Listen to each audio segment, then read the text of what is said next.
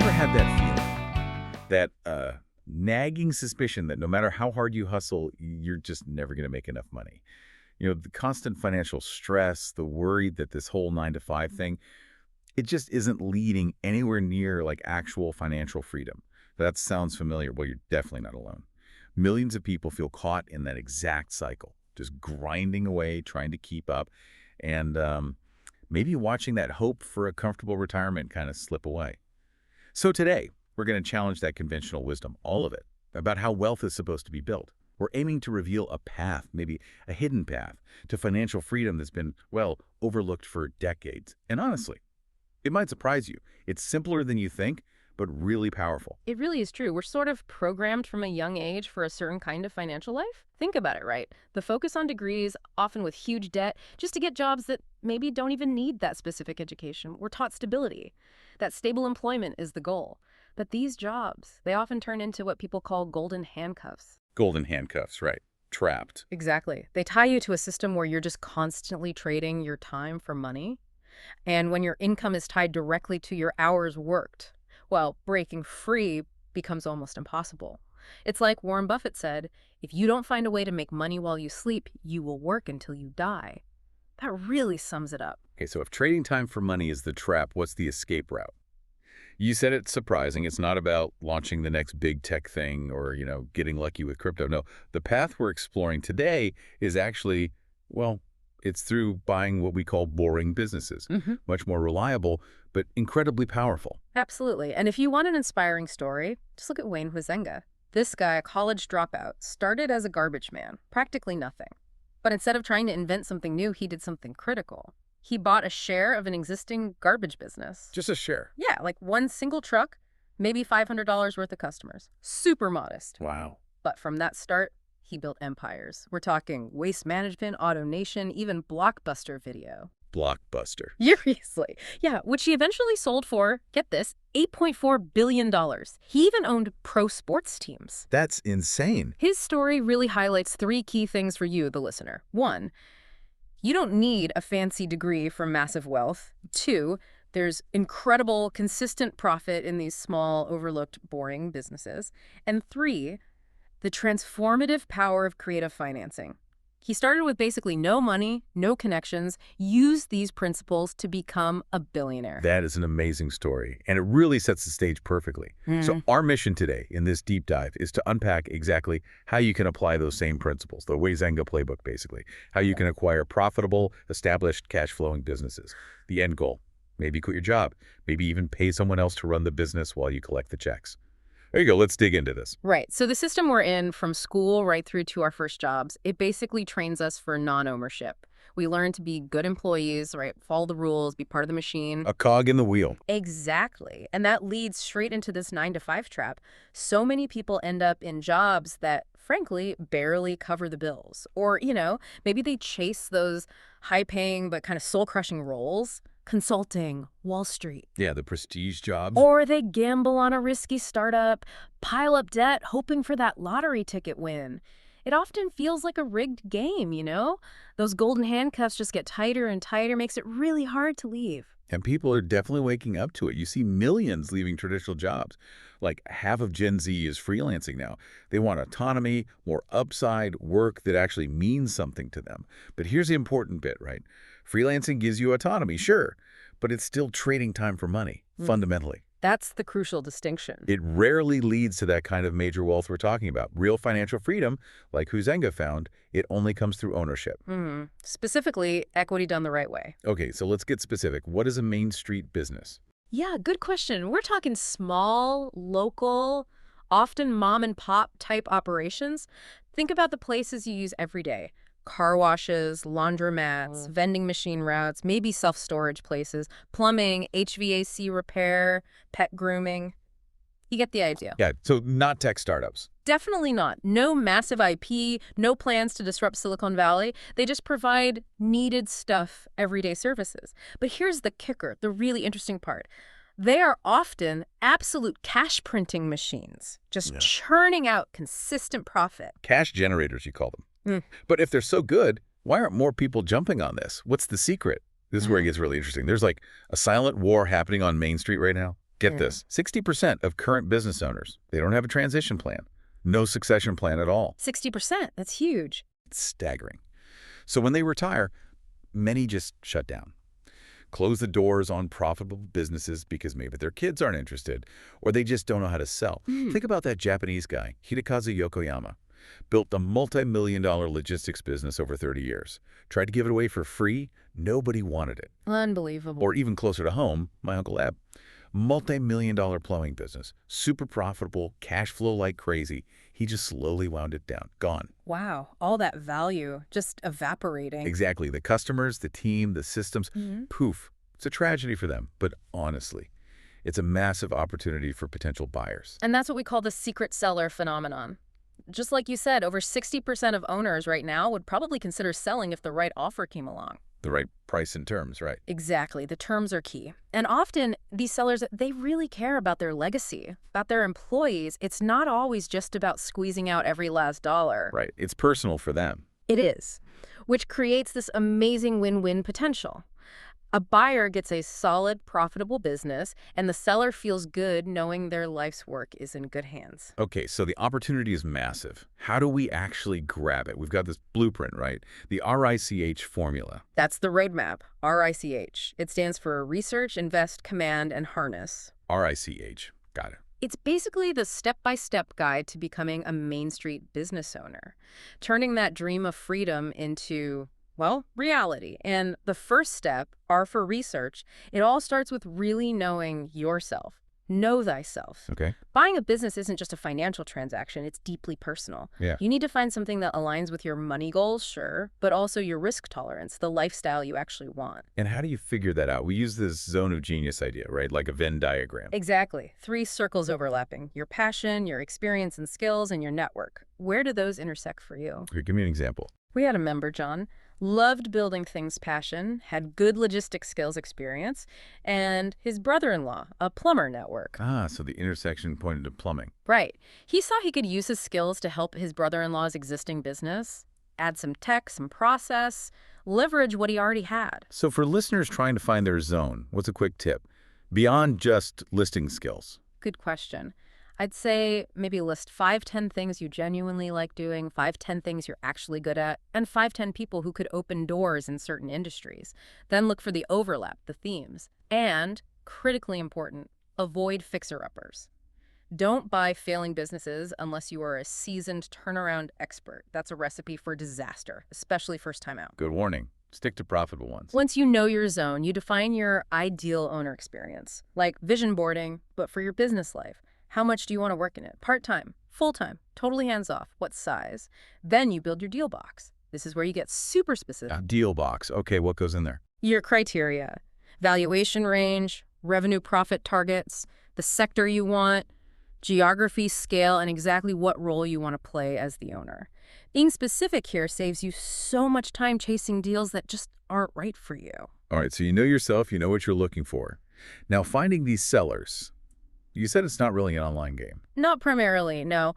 Only about 20% sell online or through brokers. The real action, the cash, it goes to the door knockers, not the mouse clickers. Door knockers. Okay, so how do we knock doors? Our best tactic. Sounds almost too simple. The walking billboard strategy. Walking billboard. Yeah. Just tell everyone you meet that you're looking to buy small businesses. Seriously, everyone. And when you're in a small business you like, compliment the owner. Ask, hey, love this place. Do you own it? Okay. If they say yes, you say, cool. I love meeting owners because I actually buy businesses like this. If you ever thought about selling, on the right terms, I'd love to stay in touch. That's simple. That's simple. You'd be shocked how many conversations that opens up. Okay, besides being a walking billboard, what else? You mentioned 7 ways. Right. 7 proven tactics. Yeah. 1, ask the 4A club, your accountant, attorney, agent, advisor. They know things. 4 A's, got it. 2, ask business owners you already know. 3, find intermediaries, the brokers who specialize in this. 4, join your local Chamber of Commerce network like crazy. 5, visit small business development centers, SBDCs. They have resources. Right. 6, scan your service providers. Look at your credit card bill, your Venmo. Who are you paying regularly? Could you own a piece of that? That's the Venmo challenge. Ah, the Venmo challenge. I like that. And 7, this is crucial, follow up. Every 45 days. Be persistent. We've seen deals happen years after the first check just because someone kept politely checking in. Patience pays off. All right, next in R.I.C.H is I for invest. And this is where it gets really accessible for most people. You don't How? need some genius invention. You don't need a huge pile of your own cash. Okay, I'm listening. How? The secret weapon is using OPM, other people's money. OPM. And the main way we do that here is the profit payback method, right? Also called seller financing. Exactly. Seller financing, creative financing, whatever you call it. It's how about 60% of small businesses actually change hands? It's incredibly common. So break it down. What does the business's future profits pay for the purchase actually mean? Okay, simply put, instead of you getting a big bank loan and needing a hefty down payment, Which is hard to get for small businesses sometimes. very hard. Instead, the seller acts like the bank. You pay the seller directly over an agreed period. And the key is those payments come from the cash flow the business itself generates after you take over. Ah, so the business basically buys itself using its own earnings. Precisely. And what's great about that, beyond not using your own cash, is it forces you to really analyze the business's cash flow first. Is it strong enough? It's a built-in discipline. Okay, but why would a seller agree to wait for their money like that? Why not just demand cash up front? Oh, there are tons of reasons. Often, honestly, there just aren't any other cash buyers knocking. Really? Or the seller's just ready to retire. They want a smooth, quick exit. Banks are slow. Plus, remember the legacy thing? They might care more about finding the right buyer to take care of their people than getting top dollar immediately. That makes sense. And there are tax benefits for them, too. Spreading the income out over years can mean lower taxes. And it closes way faster than dealing with banks. Think about it. Maybe they get $1.15 million over time with seller financing versus maybe only $750K cash after waiting months for a bank loan. It can mean more money for them in the long run, like an annuity. That's powerful. I actually did this with my first laundromat deal. Negotiated the price down, put maybe $25K of my own cash in. Tiny down payment. Yeah, and financed the rest over 3 years, paid directly from the laundromat's profits. It worked beautifully, made good money each month, and got like a 3x cash-on-cash return year one. 3x cash on cash. That's fantastic. Can you quickly explain what that means for folks listening? Oh, right. Yeah, cash-on-cash return is just the annual profit you get from the business divided by the actual cash you put in up front. So 3x mean for every dollar I invested personally, Right. I got $3 back in profit that first year. Shows how fast your money's working. Exactly. It's a key metric. We had another person, Brandon, do a deal where 94% was seller financed, almost nothing down. So the takeaway is, don't be afraid of debt. See it as a tool, a lever, but always, always ask 2 key questions before taking it on. 1, will this debt pay for itself from the business's cash flow? Crucial. 2, what's my plan B? What if it doesn't pay for itself? Can I handle that? Never bet the farm. Don't do a deal that could bankrupt you. Focus on learning. Make sure the business is sellable if things go sideways. It's about smart leverage. Okay, seller financing is huge. Are there other creative ways to buy with little cash? Maybe something people haven't heard of? Yeah, definitely. One really cool one is customer acquisition for $0. How does that work? You partner with a business that's closing down. They refer their customers to you, maybe for a small fee or commission. We saw a restaurant owner who was closing email his list, 15,000 people, with a discount for another restaurant we knew. The closing owner made a couple grand, and our guy, Peter, made over $20,000 in new business from that one email. 0 acquisition cost. Wow, leveraging someone else's list as they close. Smart. Very smart. Then you have SBA loans, government-backed, lower down payments, longer terms. Can be slow, often need a personal guarantee, but definitely an option. There's also revenue share acquisition, paying owners of, say, struggling websites a percentage of future revenue instead of buying up front. And even employee acquisition, basically paying your existing team or contractors a bonus for bringing in new clients from their networks. Lots of creative angles. Okay, moving to C for command. This is about leading your new empire. And the biggest danger here, accidentally buying yourself another job. Right. The whoops, I bought a job trap. Exactly. Here's the hard truth. If the business doesn't generate enough profit to pay for a good operator and meet your own profit goals, let's say you need $100 K for an operator and you want $100 K for yourself, so $200 total profit needed. If it's not making that, you haven't bought an asset that works for you. You've just bought a demanding job with more risk. That's such a key point. Yeah. So assuming the profit is there, how do you attract and keep those great operators so you don't end up doing everything yourself? It's all about aligning incentives. You need them thinking like an owner, so definitely performance bonuses tied to results, maybe equity earn-in options so they get a piece of the upside they help create. Skin in the game. Exactly. Wow. And even longevity payouts or rewards staying and growing with the business. Make their success directly tied to the business's success. Now, finding these amazing people, it's not just about posting on Indeed. Need to be more creative. Definitely. You can actually poach proven talent from your competitors. See who's doing great work elsewhere. Consider hiring ex-military folks. They're often disciplined, great under pressure, used to making decisions. Good point. Use recruiters, leverage their networks. They know who the stars are. Also, be a competency collector. When you get great service somewhere, grab that person's card or contact info. Build a bench. Leverage your own network, the friend flywheel, and use platforms like LinkedIn strategically as a hiring funnel. Okay, so you find some potential stars. Yeah. How do you avoid the bad operator syndrome? How do you really vet them? You mentioned focusing on known, experienced, and proven talent. Yes. Prioritize people, people who've done this exact role before successfully. People with a track record of winning. Makes sense. And in the interview, Yeah. what's key? We use a really structured interview process. Specific questions to gauge their speed, integrity, past achievements, expertise, follow-through, leadership. But the real differentiator, the trial project. Trial project. Yeah.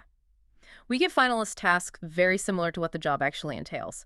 See how they perform in a real-world simulation before hiring them. It tells you way more than just talking. And finally, under command. The tough part. Firing. Oh, nobody likes that. Nobody does, but sometimes it's absolutely necessary. Think of a bad fit or a toxic employee like a cancer in the business. If you don't deal with it decisively, it spreads, hurts morale, drags everything down. Yeah. Our mantra is the 3 Fs. Be fair, be firm, and make it final. Protect the team, protect the business. That's your first responsibility. Steve Jobs even said getting fired from Apple was the best thing that happened to him. Sometimes it's a necessary catalyst, even for the person leaving. Okay, so we've researched, we've invested creatively. Yeah. We've figured out command by getting a great operator. The deal's done. But you're saying the real work and the big opportunity starts after the deal closes. That's H for harness. That's exactly right. The first few months are critical. H is for harness growth and getting the business on autopilot. We break the takeover into phases, days 1 to 60, transfer and transition, just learn everything, document everything, connect with the team, use simple roadblocks and Rocket's reports, what's working, what's not. Okay, absorb and connect. Days 60 to 90, stabilize and systematize. This is where you set up your SOPs, standard operating procedures. Build your dashboards. Define your KPIs, key performance indicators. SOPs, dashboards, KPIs. Can you quickly define those in this context? How do they help run things remotely? Sure. SOPs are just your step-by-step guides for everything. How to open up, how to handle returns, how to run payroll. They ensure consistency, make training easy. Dashboards are like your business's vital signs at a glance. Sales today, cash balance, leads generated. Quick overview, accessible anywhere. And KPIs are the specific numbers you track to know if you're winning. Things like customer acquisition cost, conversion rates, profit margin. They let you manage by the numbers, not by being there 24/7. You also use a simple problem, solutions, ask brief for clear team communication. And we like this idea of decentralized management inspired by Buffett, right? What's that about? Yeah, his approach is brilliant in its simplicity. Hire the absolute best people you can find. Push decision-making authority down to them. Let them run their areas. Limit who reports directly to you. His advice, don't bark. Let your operators handle the day-to-day. You focus on strategy, capital allocation, the next acquisition. So you're not the bottleneck. Exactly. That's how you scale an empire of these things without burning out. You build systems and trust good people. And a key growth strategy after you own a business. Buying solutions via add-on acquisitions. Buying solutions. Yeah. Instead of building something yourself, buy a smaller company that solves a problem you have. Like the author you mentioned, buying other newsletters to roll into hers. Added hundreds of thousands of subs, millions in revenue instantly. Okay. Or that cannabis company spending millions on hand-rolling joints. They bought 2 rolling machines from another company for maybe $500, saved $1 million a year in labor costs, bought the solution instead of struggling internally. Smart. Okay, let's talk brass tacks. How to 10x profits in year 1.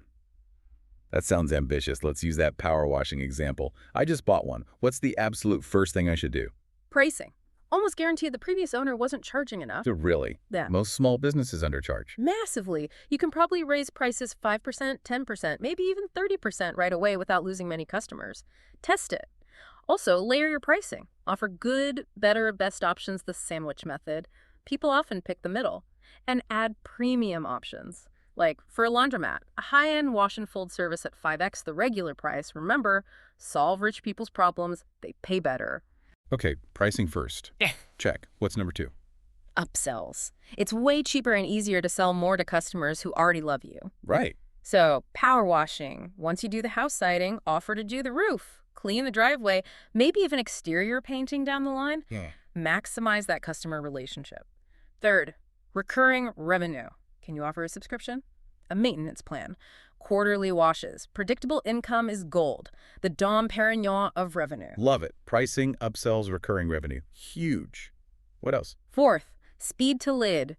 Respond to inquiries instantly. Seriously, within 5 minutes if possible. 5 minutes. Wow. Yeah, the data shows you're like 20 times more likely to convert a lead if you respond that fast. The average small business takes nearly 2 days. Use tools like approachment.com to help automate it. Beat the competition on speed. Fifth, referrals. Ask for them systematically. Offer incentives to happy customers and pay your employees for bringing in good referrals, both customers and new hires. Most businesses have zero referral plan. That's leaving money on the table. Okay, one more. Sixth, reviews. Ask for them relentlessly. For small local businesses with no big brand name, online reviews are your reputation. Absolutely crucial. Use tools like nicejob.com to automate asking. We saw a cleaning company get 300+ new reviews in under a year. Huge boost to their visibility and trust. And finally, remember, for year one especially, you are the sale EO, not the CEO. Saleio. Yeah. You, the owner, need to dedicate serious time, maybe 6-10 hours a week, just to selling and bringing in business. Lead from the front on sales initially. And manage the money religiously. Implement Financial Fridays. Just block time every single week to review your numbers. Basic spreadsheet is fine. Keep your eye on the cash. Absolutely. Rule number 1, don't run out of money. Look for ways to improve cash flow. Get paid up front. Shorten payment terms. Get a line of credit just in case. Cash is king. Okay, and then there's the less fun part, maybe. Cutting costs. The big scary. Yeah. But it's vital. Every business accumulates fat over time. Do a serious expense review. Aim to cut 20% if you can. Cancel unused subscriptions. Shut down Walking Dead projects or services that aren't pulling their weight. Renegotiate with vendors. And yes, deal with underperforming employees if necessary. Trimming the fat. Exactly. Those savings drop straight to the bottom line. Can be tens of thousands, even millions, depending on the scale. And for truly massive scaling, think platform acquisitions. Buy a core business, then bolt on others. And think 7 income streams from one business. Like that laundromat example. Right, starting small, then adding things. Yeah. Start with the machines, 67K or profit. Add vending machines. Buy another laundromat down the street using seller financing. Expand capacity. Add delivery. Launch your own soap brand. Buy the building. Wow, stacking income streams. Stacking. Yeah. From 67K to potentially over $1 million profit from that one core asset plus add-ons. Remember, don't beat them, buy them. Acquisition is often the fastest path to growth. Okay, this is amazing. But Yes. eventually, people want out. Right? Even Jeff Bezos wanted the yacht life eventually. Sam Parr called bootstrapping a startup a war. Selling is the end goal for many. It often is. And the good news, a well-run, profitable business. It can always be sold, market up, market down, good businesses find buyers.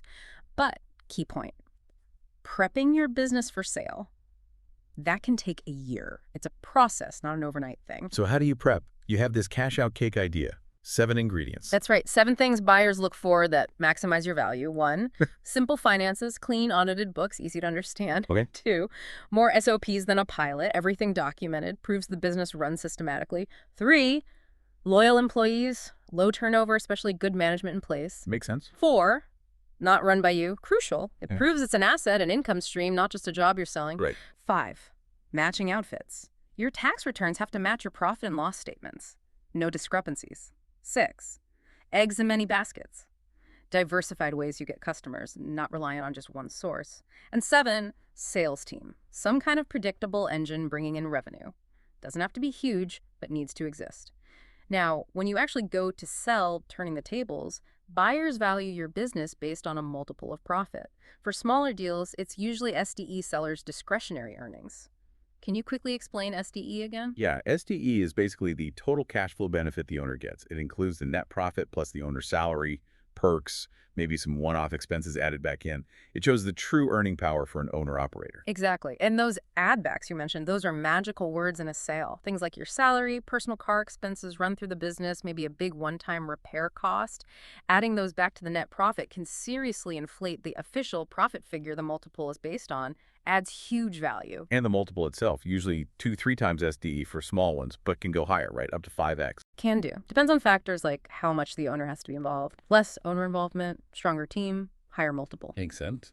And again, offering seller financing to your buyer can help you get a higher overall price, spread out your tax hit, and earn interest. You become the bank this time. And using a business broker, worth the 10% commission. Often, yes. Yeah. A good broker earns their fee. They market it widely, vet the buyers, handle the mountains of paperwork, saves you a ton of headache. Just get good referrals. Don't pick one out of the blue. Yeah. Selling is definitely emotional. But sounds like once you do it successfully, it's kind of addictive. Like a gateway drug to doing it again. It often is. You taste that freedom, that feeling of building and exiting. Many people just want to go find the next boring business to buy and grow. So let's wrap this up. We've covered a lot. But the core message, the real secret to wealth, to freedom, it's ownership. And the proven path, the often overlooked road to consistent cash flow. It's buying these established, maybe boring, but solid businesses. You've got the R.I.C.H method now. Research, invest, command, harness. You've got real battle-tested growth tactics. You even know how to plan for the exit. And look, this isn't just about getting rich personally, though that's nice. There's this silent war happening. Big institutions buying up everything. Yeah, and you're saying this path, it's doable. It's not rocket science. It's simple. Maybe, but not easy. It's hard work, grueling sometimes, but work you're probably very capable of doing. The real formula seems to be just keep going, especially when it gets hard. Exactly. This is a call to action, really. Become a doer. You can actually help save Main Street, one laundromat, one plumbing business at a time. You preserve local jobs, local character. It's a bigger impact than just your bank account. In the end, you got to choose your hard, right? Starting from scratch is hard. Being an employee can be hard in its own way. Acquiring and running a business is hard too. They're just different kinds of hard. So the challenge is maybe push yourself. Take that chance on yourself. Experience what it feels like, that otherworldly feeling of standing in front of a place, a business that actually belongs to you. So distributors can benefit from the quick cash factoring can provide. Contact Chris Lehnes at Versant Funding to learn if your client is a factoring fit.